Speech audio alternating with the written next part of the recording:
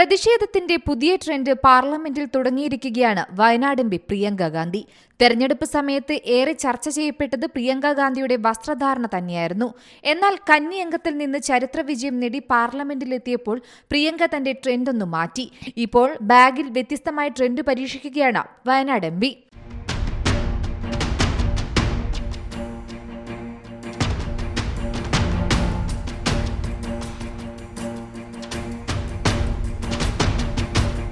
ബംഗ്ലാദേശിൽ അതിക്രമം നേരിടുന്ന ന്യൂനപക്ഷ ജനവിഭാഗത്തിന് ഐക്യദാർഢ്യം പ്രഖ്യാപിച്ചാണ് പ്രിയങ്ക ഗാന്ധി ഇന്നെത്തിയത്. ബംഗ്ലാദേശിലെ ഹിന്ദുക്കൾക്കും ക്രിസ്ത്യാനികൾക്കുമൊപ്പം എന്നെഴുതിയ ബാഗ് ധരിച്ചാണ് പ്രിയങ്ക ഗാന്ധി പാർലമെന്റിൽ ഇന്നെത്തിയത്. ശൂന്യവേളയിൽ ബംഗ്ലാദേശ് വിഷയം പ്രിയങ്ക ഗാന്ധി ഉന്നയിക്കുകയും ചെയ്തിരുന്നു.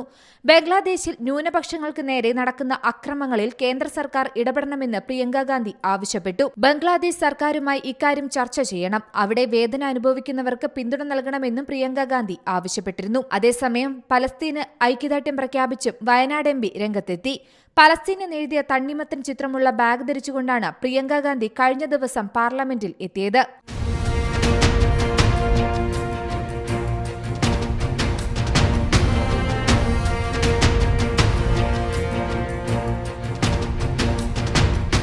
പ്രിയങ്ക ഗാന്ധിയുടെ ഈ നീക്കത്തിനെതിരെ ബിജെപി രൂക്ഷ വിമർശനവുമായി രംഗത്തെത്തി. പ്രിയങ്ക മുസ്ലിം പ്രീണനം നടത്തുന്നുവെന്നായിരുന്നു ബിജെപിയുടെ വിമർശനം. നേരത്തെയും പലതവണ പലസ്തീന് പിന്തുണ പ്രഖ്യാപിച്ചുകൊണ്ട് പ്രിയങ്ക ഗാന്ധി രംഗത്ത് വന്നിട്ടുണ്ട്. എന്നാൽ താനെന്ത് ധരിക്കണമെന്ന് താനാണ് തീരുമാനിക്കുന്നതെന്നായിരുന്നു പ്രിയങ്കയുടെ പ്രതികരണം.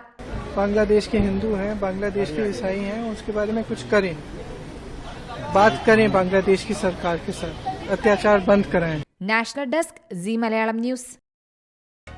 പുതിയ വാർത്തകളും വിശേഷങ്ങളും ഇനി വിരൽ തുമ്പിൽ. എല്ലാ ഡിജിറ്റൽ പ്ലാറ്റ്ഫോമുകളിലും ഇപ്പോൾ സി മലയാളം ന്യൂസ് ലഭ്യം.